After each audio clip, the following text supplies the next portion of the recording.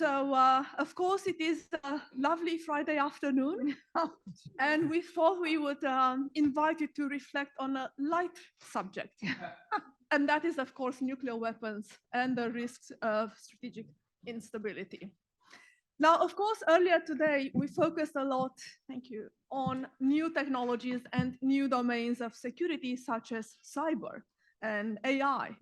And now we're coming back to weapons that are far from new, of course. Nuclear weapons, humanity, of course, has had to live with them for decades. And these are the kinds of weapons that rely on this extraordinary paradox.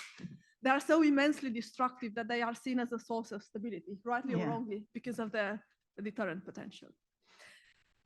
And now, despite the brave and noble efforts of many people, including some in this room and at this table, we all have to acknowledge that we are nowhere closer to achieving the objective of nuclear disarmament, despite the fact that this was explicitly inscribed in the NPT regime and treaty, and despite the fact that that regime is more than 50 years old. So, you know, it has reached the middle age, and you would think it would be more advanced, but sadly, we are not there yet.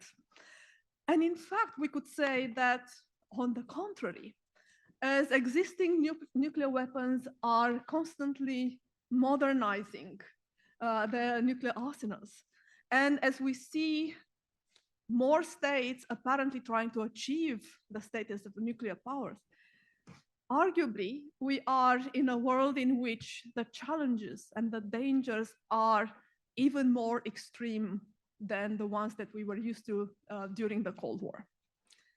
So now that I've given you the perhaps less than happy news, I can switch to a happier mode and say that the happy news for us is that we have two exceptional panelists who can shed light and hopefully inspire and give us hope. And they are, of course, Peggy Mason, who is the president of the Redon Institute and has been one of Canada's leading diplomats in the area of disarmament, and Tariq Raouf, who is a Vienna-based expert and consultant on nuclear governance matters, and he's the former head of verification and security policy at the IAEA, among his many other accomplishments. Truly, they both have very impressive bios. I couldn't possibly do them justice here, but I invite you to read them in the conference program. And on this note, I very much look forward to their contributions and hope that they will give us some reason to hope. And if I could invite you, Peggy, to please get us started. Thank you. Thank you. Thank you very much. And it's a really great pleasure to be here and to follow, with some trepidation, I follow wonderful discussions and presentations that we've had here today. Although we didn't coordinate with each other, I think it's going to work well because I'm going to zero in on the specific problem of AI, artificial intelligence and nuclear weapons, and then I think Tariq is going to broaden that discussion out into the strategic stability more broadly seen. I want to begin with Henry Kissinger's recent warning. It was directed in particular at the dangers of autonomous weapons, but it was discussed in panel 2, but it's equally relevant in my view to my focus, as I've said here today, on the risks arising from nuclear weapons and artificial intelligence, or some of the risks. I'm going to scratch the surface. In an article for the UK Spectator, Mr. Kissinger wrote, "Autonomous weapons already exist capable of defining, assessing, and targeting their own perceived threats, and thus in a position to start their own war. Once the line into this realm is crossed and high tech becomes standard weaponry and computers become the principal executors of strategy, the world will find itself in a condition for which as yet it has no established concept. How can leaders exercise control when computers prescribe strategic instructions on a scale and in a manner that inherently limits and threatens human input? How can civilization be preserved amid such a maelstrom of conflicting information, perceptions, and destructive capabilities? Okay, against that rather grim backdrop, I'd like to first briefly focus on the US political declaration for responsible military use of artificial intelligence and autonomy, which they released on the 16th of February, 2023, which has one best practice, which specifically references nuclear weapons. It also has a definition of artificial intelligence, which I might just mention because, I mean, for a generalist like myself, I thought this was very useful. They note that the concept of artificial intelligence is subject to a range of interpretations, and for the purpose of this declaration, artificial intelligence may be understood to refer to the ability of machines to perform tasks that would otherwise require human intelligence, for example, recognizing patterns, learning from experience, drawing conclusions, making predictions, or taking action, whether digitally or as the smart software behind physical systems. So that's their definition. Now, turning to the best practice that's relevant to AI and nuclear weapons, the best practice is states should maintain human control and involvement for all actions critical to informing and executing sovereign decisions concerning nuclear weapons employment. Now, I had written in my text, because I thought this would be discussed in panel 2, but of course, there's just so much to discuss. But as might have been discussed in panel 2, this document doesn't just deal, that I'm quoting, doesn't just deal with artificial intelligence, it deals with autonomous weapons. And the best practices relating to autonomous or semi-autonomous weapons require that, quote, appropriate levels of human judgment be applied, as opposed to the much more rigorous, meaningful human control called for example, by the Campaign to Stop Killer Robots. Appropriate, as all lawyers know, and I am one for my sins, is a weasel word, since the appropriate level of human intelligence or control can quite literally mean none at all. So the good news is that problem, at least for now, is avoided in the US best practice specifically related to AI and nuclear weapons, requiring, as it does, the maintenance of human control and involvement for all, so of human control and involvement for all actions critical to informing and executing sovereign decisions concerning nuclear weapons employment. So that's the good news. The bad news is that keeping humans in the loop may still not be sufficient where AI and nuclear weapons are concerned. Now, for the next part of my comments, I'm particularly indebted to a paper by Peter Rautenberg. It appeared, I read it in the Bulletin of Atomic Scientists, and we explored it, the Rideau Institute and the Rideau Institute blog, but it actually originates in an adaptation of a paper that Rautenberg presented at the International Student Young Pugwash Third Nuclear Age Conference. And of course, I mentioned that because of the Pugwash connection. Rautenberg explains that artificial intelligence systems suffer from a myriad of unique technical problems and of course, there's been a whole debate in the media and a lot of leaders in AI drawing attention to a range of problems. But so his point is that it suffers from a myriad of unique technical problems that could directly raise the risk of inadvertent nuclear weapons use.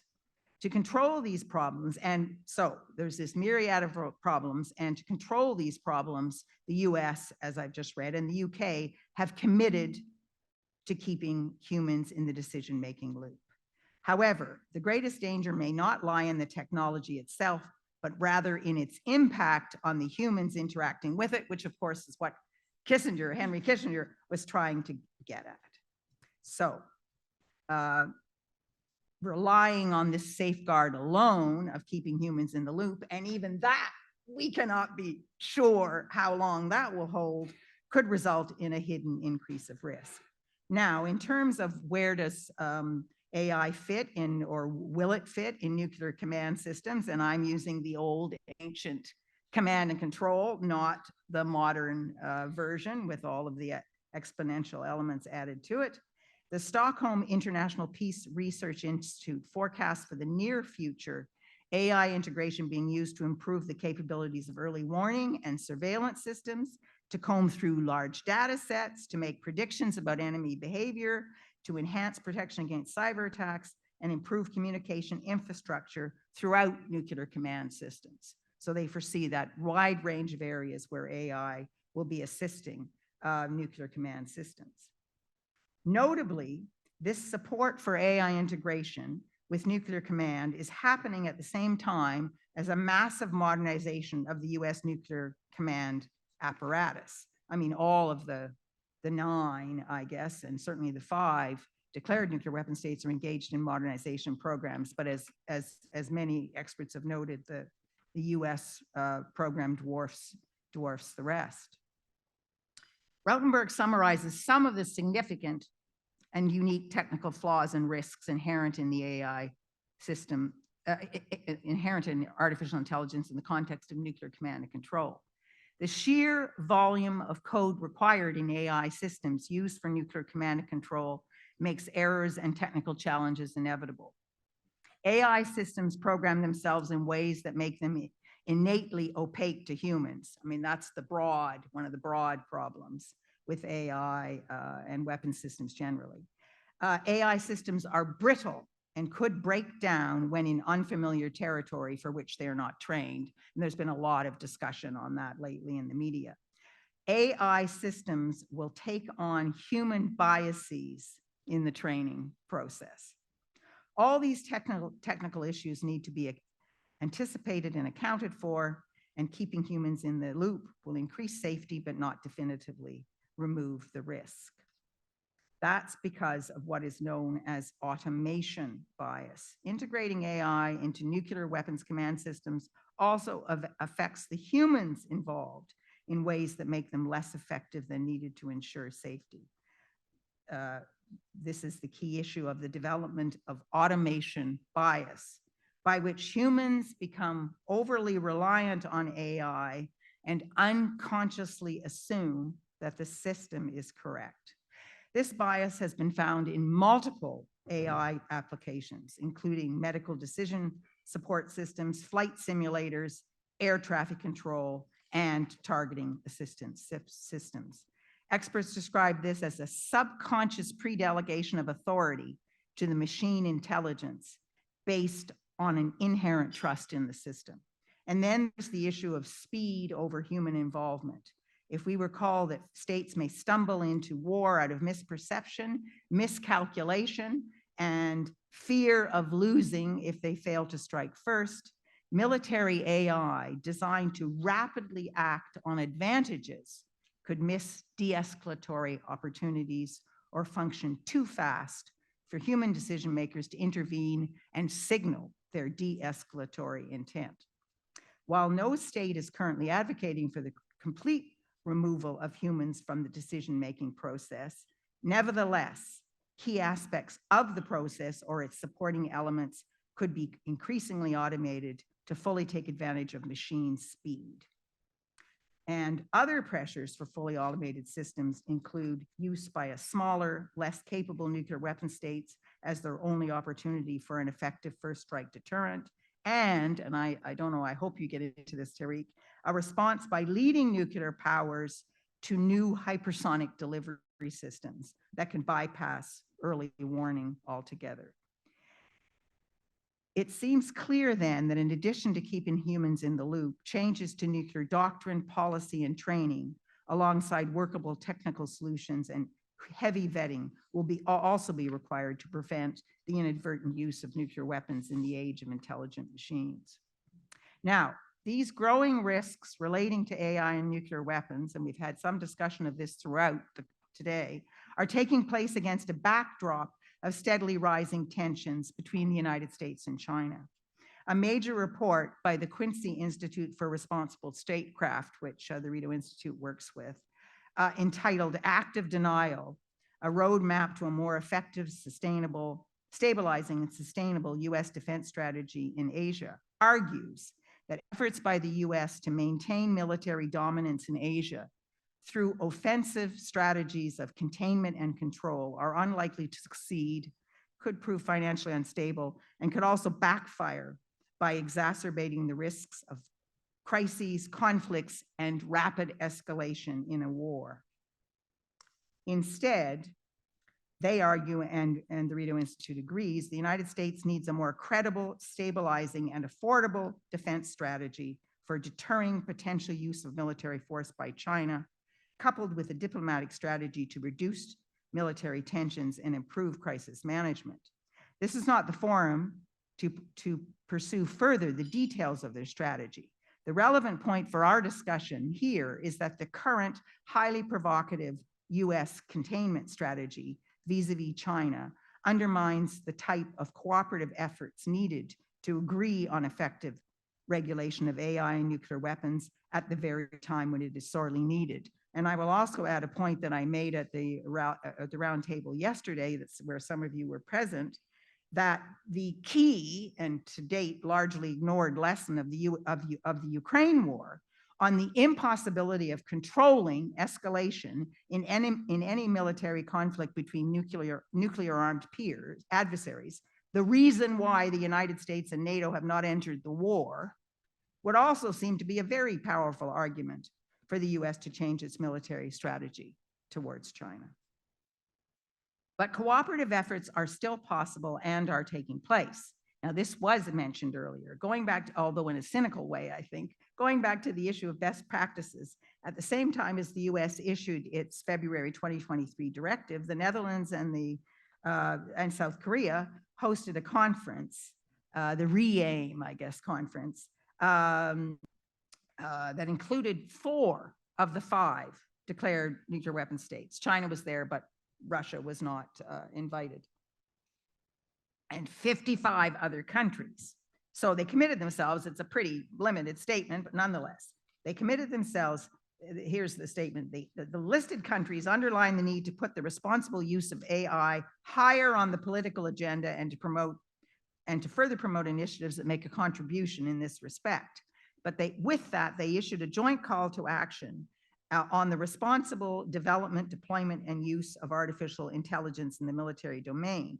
And part of that, they also announced, I mean, we'll have to see where this goes, but they announced a global commission on AI in order to raise all-round awareness, clarify how to define AI in the military domain, determine how this technology can be developed, manufactured, and deployed responsibly, and to set out conditions for effective governance of AI.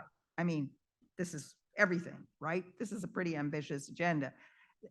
I don't know what's happened since, but this proposal dovetails very well with a proposal which I mentioned again yesterday in the roundtable from the UN Secretary General. He called in the high-level meeting in September at the UN of the UN General Assembly. He called for a new global entity equivalent to the Intergovernmental Panel on Climate Change that could provide information and expertise for member states, and I would add the media, on the awesome and fearful science of artificial intelligence. To that end, he has appointed a high-level panel to report to him by year's end on AI and its implications, because of course there'd have to be an intergovernmental agreement on this new panel. Clearly, an area of fundamental importance to be reviewed is the role of AI in weapon systems, not least in relation to autonomous weapons, but most especially nuclear weapons, our focus in this panel. In my view, this is a brilliant idea. Just consider the fundamental awareness-raising role that the IPCC has played on climate change. This is exactly what we need to galvanize global action on AI regulation in relation to nuclear weapons. And there is another reason why this UN Secretary General's proposal is so important. Just as the IPCC was a mechanism that could speak over the spin of the fossil fuel industry, whose reach is global, so too will such a panel, in its consideration of AI and nuclear weapons, be able to speak over the nuclear weapons and armaments lobby, which has such a stranglehold on the US Congress, countless think tanks, and the media discourse. So my final fundamental point is that this vital issue of effective AI regulation with respect to nuclear weapons and AI regulation more broadly is increasingly hostage to a hostile US-China relations. That's why I have focused on the Quincy report, not seeking to downplay concerns about how to manage, not about Chinese intentions, but to focus on how to manage them effectively rather than fanning the flames. So that things like a basic strategic dialogue process between the United States and China can begin. I'll stop there and very much look forward to what my longtime friend and colleague Thierry has to say. Thank you so much, Peggy, for this important point. And thank you also for helping us understand the connections between this panel and the discussion we had this morning. Much appreciated. And Tariq, please, the floor is yours. Thank you very much, Alexandra. And I'm really honored to share the podium with Peggy. Actually, the reason why I'm sitting on this panel is because many, many moons ago, Peggy took the decision to include me in her delegation to an NPT meeting. And fortunately, I was a member of subsequent Canadian delegations. So Peggy, the thanks goes to you for bringing me to this place. Thank you. So I was asked to speak on nuclear weapons and strategic stability. So most of my comments are on strategic stability, but I'll also have a few on EDTs, or emerging disruptive technologies, of which AI is one. But we already have two worrisome examples. While the Soviet Union was still there, the Soviets were very concerned that they might be subject to a counterforce first strike by the United States that would effectively disarm them. So in order to compensate for this, they've set up a system which has been referred to as the dead hand. And if you Google, you can find a whole book written on it. And the dead hand supposedly was a backup system that if the if Moscow was wiped out, this dead hand system would come into effect. It would launch a so-called interrogator missile fleet, which would fly over the surviving ICBM silos. And then those ones that survived would go and attack the United States. But more interestingly, very recently, Kim Jong-un announced in Pyongyang that he had also set up an automated system. And that's because you've noticed that in the past couple of years, all of the big military parades in Pyongyang have taken place after dark and not during the day. And that's because he knows that the South Koreans have built a scale model of that parade ground and the reviewing stand. And they have been practicing a decapitation strike scenario. And so Kim Jong-un has said, fine, you can eliminate me, but my missiles will still fire and take you out. So we don't know whether he was bluffing or not, but this is not beyond the realm of possibility in the current context. And the North Koreans, as you know, are not really second rate in terms of cyber capabilities. One of the ways of going around sanctions is to find ways of getting at other people's money. So coming back to strategic stability, the concept of strategic stability was originally used as a guidance to avoid nuclear or central strategic war between the United States and the Soviet Union by ensuring that both sides had the ability to respond in case the adversary attempted a disarming strike. So this early interpretation of strategic stability came to be known as first strike stability. Over time, other interpretations emerged. Crisis stability was understood as a slightly broader term, referring to the lack of incentives to use any form of military power first in a crisis. And while first strike stability emphasized the need to increase the survivability of nuclear forces and their support structures, crisis stability focused on reducing escalatory pressures in a conflict. And the third interpretation of strategic stability was arms race stability, which meant that neither side could improve their position relative to the other side by simply building up their nuclear forces. So pursuing these goals simultaneously set clear limits to the strategic competition in the Cold War It put a cap on the most destabilizing capabilities, led to actual force reductions, and created crisis management tools designed to avoid unintended escalation based on miscalculation and misunderstandings. So following this calculus, the Cold War era bilateral arms control negotiations between the United States and the Soviet Union focused primarily on capabilities that affected strategic stability. As a result, several treaties that we are well familiar with were concluded between Washington and Moscow that limited their nuclear weapons and also limited their missile defense capabilities. So these agreements enhanced first strike stability by eliminating incentives for a disarming first strike, by shaping the structure of forces and limiting the capabilities that increased relative vulnerabilities. Crisis stability was then reinforced not only by reducing the urgency to preempt, but also by reducing the likelihood of a strategic surprise and miscalculations through increased transparency and predictability, and by establishing lines of communication and conflict resolution mechanisms. Arms control also enhanced arms race stability by placing qualitative and quantitative limits on certain capabilities to avoid action-reaction military buildups and reduce the likelihood of achieving military dominance by either side. The shift now from a bipolar security architecture to a multipolar environment means that strategic stability is no longer a bilateral business between Washington and Moscow.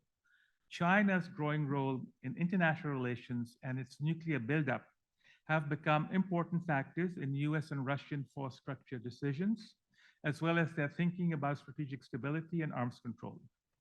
China remains skeptical about using Cold War concepts and logic to define its relationship with Washington. China, therefore, has been demanding an official US recognition of mutual vulnerability, and it believes that the US recognition of such a statement is indicative of Washington's desire to pursue absolute security. So the one instance where China applies the logic of the Cold War is in its claim that a strategic stability relationship only makes sense among nuclear equals. And thus, China has no role to play in its relationship with the United States because it is not yet an equal in terms of nuclear forces. And so China believes that the US engagement efforts are aimed primarily at capping China's military modernizations and locking in its vulnerabilities vis-a-vis the US. And therefore, China has argued, and most recently in Vienna in August at the recently concluded NPT meeting, that because the United States and Russia possess over 90% of global nuclear forces, it is primarily their responsibility to continue the arms control process bilaterally.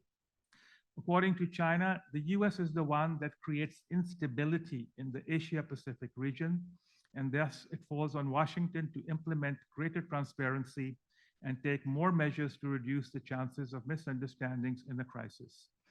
I personally don't like the term Indo-Pacific. Nobody has been able to show it to me on a map what Indo-Pacific is.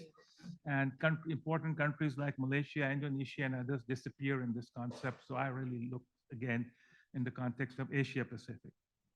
So now China, Russia, and the United States have very different nuclear and conventional force structures, which makes it difficult to conclude agreements similar to the strategic arms limitation and the strategic arms reduction treaties. This in the future could lead to more difficulties in terms of both the scope and the verification mechanisms of future agreements. Besides the growth in the number of great powers, so to speak, there is also a considerable increase in the number of weapon systems that can inflict strategic effects. While parity in strategic nuclear capabilities was used to define the Cold War understanding of strategic stability, the strategic postures of China, Russia, and the US are increasingly reliant on concepts and capabilities in different operating domains. Now, while the idea of multi-domain warfare is not new, what is new is the growing number of capabilities that are powerful enough to trigger nuclear escalation. So thus, in addition to the size of nuclear arsenals, today's strategic competition also is defined by a race to develop a range of emerging and disruptive technologies we call EDTs, including missile defenses, long-range conventional strike weapons, cyber and counter-space capabilities, artificial intelligence, and hypersonic delivery systems. So these new capabilities are blurring already the lines between nuclear and conventional warfighting doctrines and blend nuclear, space, cyber, and conventional domains. So the complexity of this multi-domain strategic environment also makes it more difficult to distinguish between stability and instability. So in terms of arms race stability, optimists use Cold War logic and argue that the new vulnerabilities created by EDTs will force the big nuclear powers, in this case, the three of them, to the negotiating table once they recognize that mutual vulnerability is inescapable. On the other hand, first comer or first deployer advantages in these new domains are likely to be short-lived, although at the moment they are still powerful motivations and therefore standing in the way of not only dialogue, but also even trying to negotiate some limits or guardrails. And that once the other powers catch up to each other or develop countermeasures, then we will have arms racing incentives that would probably be increased. At the same time, instabilities could grow because some EDTs could provide a significant military advantage to the first to deploy a new technology, quantum computing, for example, that the promise of battlefield advantages will continue to incentivize the great powers to compete. So in light of these new conflicting dynamics, the future of arms control and strategic stability will be influenced by how these new technologies are exploited by the developing powers. However, it is to be hoped that the elements of cooperation and competition will coexist in some form. Second, the Cold War logic of mutual vulnerability is still valid for 21st century strategic stability. And third, we need some kind of a structured mechanism to bring these three countries together to formally engage on strategic stability in two different dyads, US-Russia and then US-China. And to look at this or to work through some of these elements through the so-called P5 or Nuclear 5 process, this was initiated in 2008 by then UK Defense Secretary Des Brown. And one of the unremarked developments in August this year, even though Russia, China, and the United States were at each other's, were at loggerheads in the NPT discussion, nonetheless, the chairing of the N5 was transferred to Russia. It rotates every year. And they did hold 2 working group meetings, which was a change because you might have noticed that in June, the United States National Security Advisor, Jake Sullivan, made a very important speech in Washington where the Biden administration moved away from its policy from February 2022 after the Russian invasion, where the US suspended the strategic stability dialogue that was initiated after the meeting of Biden and Putin in Geneva in June 2021. And that was to look at the structure of a follow-on agreement to the New START Treaty and also how to look at some of these destabilizing technologies. So Jake Sullivan surprisingly said that the United States is ready to talk to both Russia and China without preconditions, but with accountability. The Russian position thus far is that as long as it is the policy of the United States to effect the strategic defeat of Russia in the Ukraine war, Russia is not prepared to come to the table. And just 2 or 3 days ago, you would have read that Russia de-ratified its signature to the Comprehensive Nuclear Test Ban Treaty, although it said it would continue to respect the prohibition on nuclear testing and would not resume nuclear testing as long as no other country did so. And also the presidential spokesman Peskov said, this brings us to the same level as the United States. The United States rejected CTBT ratification in 1999, but it's still a signatory. So with regard to my final few comments, delivery systems such as hypersonic delivery systems, even ballistic missile re-entry vehicles are also re-entering at velocities at Mach 5 or greater. But the ballistic trajectory is a predicted trajectory that can be captured by defensive radar systems. And even if one has a maneuvering re-entry vehicle, it still has a certain, you can predict its trajectory within certain parameters. The difficulty with hypersonic delivery systems is that they fly much closer to the surface of the Earth. They are also very highly maneuverable and therefore much more difficult because they provide a smaller radar cross section for radar units. So there is a way of defeating hypersonic things. This is to have look-down radars. And in the past, there has been talk about look-down radars, both from flying aircraft, but also from space. So in my view, advantage if countries start deploying hypersonic weapons will be temporary because there will again be countermeasures. The greater danger is what Peggy was referring to is the introduction of artificial intelligence, which on the one hand can be useful. One can use artificial intelligence to distinguish targets from among the clutter of information and the radar images. On the other hand, one doesn't want to give the AI system so much power to make a particular decision. And again, as Peggy mentioned, it may misidentify a certain object as an incoming cruise missile or a ballistic missile or strategic bomber, but you still need a human being to be able to verify it. But here the problem is that the decision time is so compressed that the human being may not have the time available to make a reliable decision, and they might be stampeded, so to speak, into making an erroneous decision, which in the worst case would lead us to a nuclear war. And therefore, it's imperative that countries like Canada encourage these countries to start this dialogue. And there have been many times where Canada has been the initiator. You know, the Open Skies proposal, even though it was an original proposal by President Eisenhower, was suggested by Canada to the Bush administration. The Fissile Material Cutoff Treaty Resolution in 1993, again an old item from 1954, was again suggested by Canada, where the Clinton administration put forward the Fissile Material Control Treaty Resolution.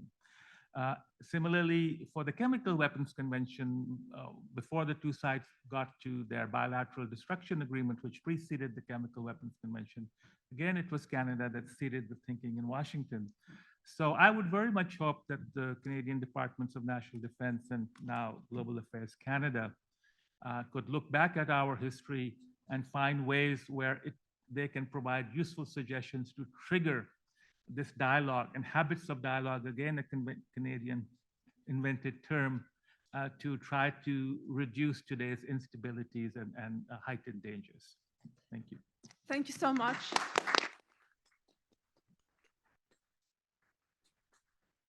Important and inspiring set of comments. I will invite, we have about 15 minutes, so I will invite already people who wish to ask questions to please come to the mic. And in the meantime, if I may use my position for a moment to ask two broad questions, and one primarily to Peggy, but also to Tariq, you know, if you could reflect a bit more on the implications and the lessons of the Ukraine war, which you mentioned briefly in your presentation. You know, what would you say are the most important lessons and implications? And then to Tariq, you know, it's a question, it's a broad philosophical as much as practical question, which is, when we speak about strategic instability, presumably we know what strategic stability would look like.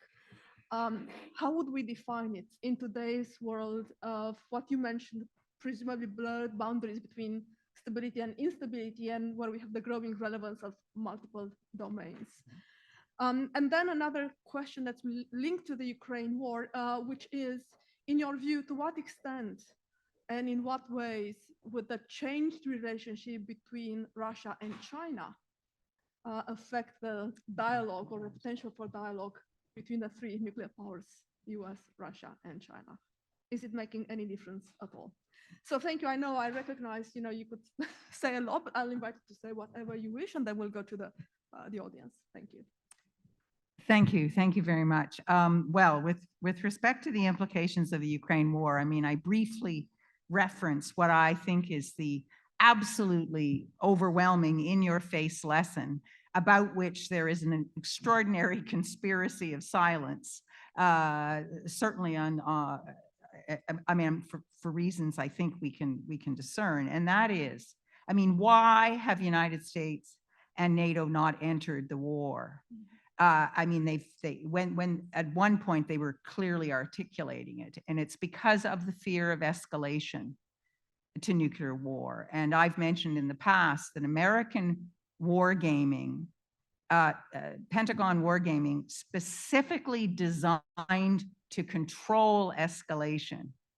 So a conventional war between nuclear armed peers trying to control escalation has never succeeded in controlling the escalation. It has always gone nuclear. And I think that knowledge has really tempered the actions of the President of the United States, so that when push comes to shove, he is not prepared to take the risk of escalation. So fundamentally, I mean, there were two lessons there. The first lesson is that it throws out the window this what many of us have argued for a long time, the absurd notion of nuclear war fighting with so-called tactical nuclear weapons. And so that means that whole category of weapons is, not necessary. But beyond that, it means, I mean, if we look at the United States-China context, I mean, this is fundamental for both sides. This is an equal lesson for China, that a conventional war, there is simply no guarantee that, and in fact, all the evidence would suggest that it will likely go nuclear. So that is such a fundamental lesson, but it requires, a fundamental change in tactics, military tactics, but also just in terms of the nuclear weapons lobby and what that means about, but what you need is the absolute minimum to deter an attack on you. And so now the other one, boy, what a question. I think that really is a very, very, very interesting question, and I don't have an answer. How will this increased pushing together of Russia and China affect the dialogue? It is a very, very sensitive topic with raising it with former retired Russian diplomats with whom I worked in the past. I mean, it's any suggestion of a kind of a client state or a patron or any of that, is great bristling. So I would say it's a complicating factor in the dialogue, which Tariq has already alluded to. Thank you. So as a Canadian living in Austria and Vienna, I'd like to quote Alexander Clement, the Canadian ambassador who's the head of the Arms Control Department and who also was one of the leading forces behind the conceptualization and negotiation of the Treaty on the Prohibition of Nuclear Weapons. And this Austrian position is that the Ukraine war shows how the possession of nuclear weapons and the doctrine of nuclear deterrence emboldens nuclear weapon possessor states to launch an armed attack against weaker states. And just to reinforces what Peggy said, they won't fight a peer, but it's easier to do. But the Russians are not the only ones. You have other examples. The US attack on Iraq in 2003, the Soviet invasion of Afghanistan in 1979, and so on.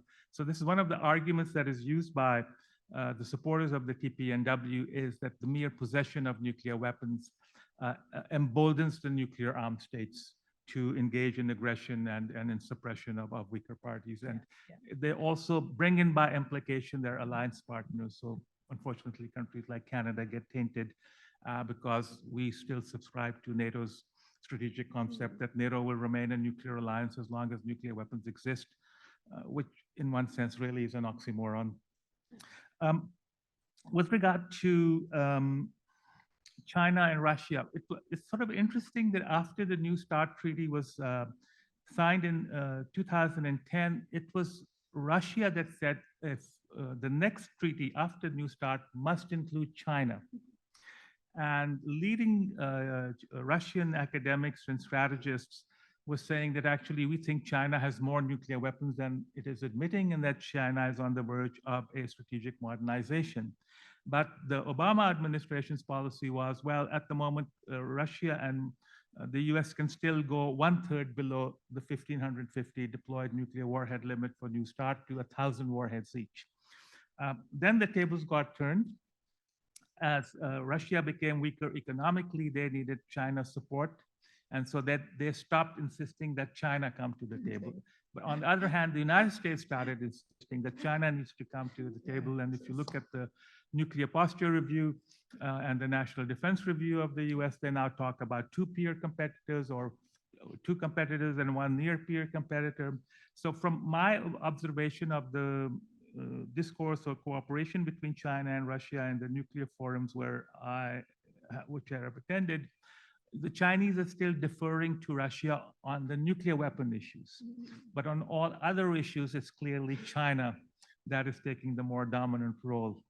And we could see that also in Vienna at the NPT conference this year, but also last year, where the Chinese let the Russians bait the United States and take the more aggressive declaratory position, and the Chinese will either remain silent or will find a very sophisticated way of agreeing with the Russians, which leaving everyone confused as to where are the Chinese. But the Chinese have put forward the best nuclear risk reduction paper, which they did in August this year, compared to what the Russians and the Americans have done. And it's worth looking at. You can find it on the website of Reaching Critical Will and the UN Office of Disarmament Affairs. Thank you so much. Fascinating. And I see Paul has been patiently waiting, so we'll go straight to him. Thank you. Thanks, Alexandra. And thank you, Peggy and Tariq, for those lucid commentaries. Peggy, you'd think it's a non-brainer not to mess with the nuclear forces and early warning systems of states. And, the panel on space before the US working paper submitted to the open-end working group specifically said that this should be an area where there's no satellite, no interference with satellites that are part of the nuclear forces early warning systems, which is reasonable. On the cyber side, there have been proposals essentially from civil society that there should be an agreement concluded not to target nuclear weapon forces through cyber means. And then that sort of leaves the AI element. And I guess my question is, do you think, given that fundamental common interest, can there be workable arrangements to keep AI, keep the human in the loop, basically, in the nuclear war area? And for Tariq, that the nuclear 5 process that's been underway for many years. You also notice the problem of the breakdown in strategic dialogue between Russia and the United States, the refusal of China really to engage with the US on this. And I'm also reminded of longstanding Russian objections that UK and French forces had to be brought in to any further move. So that would seem to point to this N5 process as the one area where maybe they could all sit down and communicate with one another. And so I would just maybe ask you if you might sort of elaborate on how you see that going forward. Can that be the vehicle even in this very contested time? Thank you. Thank you, Paul. Thank you very much, Paul. I mean, I think Tariq, I would pick up Tariq's description of this tension between, the race, if you will the mutual vulnerability recognition overcome or become sufficiently clear to overcome the we've got to do it first, or we have an advantage, we have to keep that advantage. And the other aspect of this that's so worrying, we've had the leaders, many leaders in the on the civilian side in our working on artificial intelligence, essentially saying the pressure to do it. If we don't do it, someone else will. We've got to be first. We've got to stay ahead is so great, even though they have such concern about barreling ahead when there are so many question marks, that they're asking for regulation. We can't do it ourselves. I mean, it's industry saying we can't do it ourselves. We need help. We need effective regulation. So if they're saying that, but then again, that's in the civilian area. That's not, we have not seen that in the military areas. So that's why I really value, and I really hope that we can get that the intergovernmental panel can get going, and that can start to really bring to light the specific dangers with respect to AI and nuclear weapons. Because I truly fear that if we just continue on the way we are, the mutual vulnerability recognition will come with some terrible event. Thank you. Thank you. Paul, unfortunately, the N5 haven't made the workings of their consultations very transparent. As you noted in one of our earlier discussions here, that the biggest accomplishment of which they're very proud is to have produced a glossary of nuclear terms in the languages of the 5 nuclear weapon states. But each and every word in that glossary has come from the IAEA's glossary. So it's already there. And you would have thought that the Comprehensive Nuclear Test Ban Treaty was negotiated in all the 5 languages. There would have been terms there. And they have agreed to that treaty, so it defines certain nuclear terms. And the Russians and Americans have agreement on certain terms because they have treaties of, the copies have equal legal force. But so that's what they avoided, the hard issue. And so now I'm told that they have set up 2 working groups. One is on aspects of verification, and the second, which is apparently at the insistence of the United States, is to talk about strategic stability. So last week or so, I think I mentioned in another meeting that the Russians were complaining that the United States didn't give visas to their delegation to enter New York for the first committee where they would have this meeting, and therefore the N5 meeting took place at a lower level than was envisaged. The United States came back with something which I don't remember at the moment.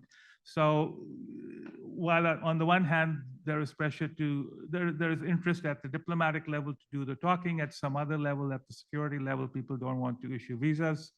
So it's not really progressing very well. But what is lacking, which again took place during the Cold War, is the military to military contact. So Marshal Akhromeyev, commander of the Soviet nuclear forces, visited the United States. He sat in the cockpit of a B-52 bomber. He saw American ballistic missile submarine.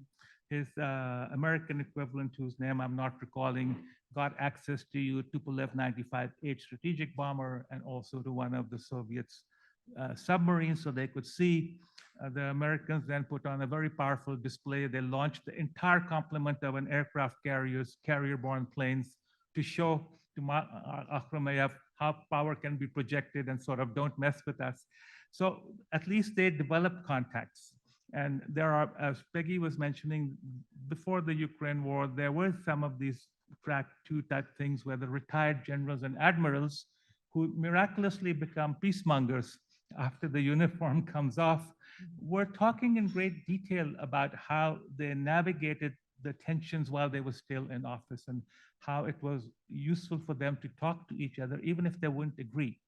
So now at Singapore, the dialogue there, Defense Secretary, the US Defense Secretary wanted to meet his Chinese counterpart, but the Chinese refused because they said, you have put our defense minister under sanctions, so unless you take your sanctions off the man personally, we're not going to meet you. So there are these disconnects. And so it seems like there's no one person in charge who can manage these things in a rational manner.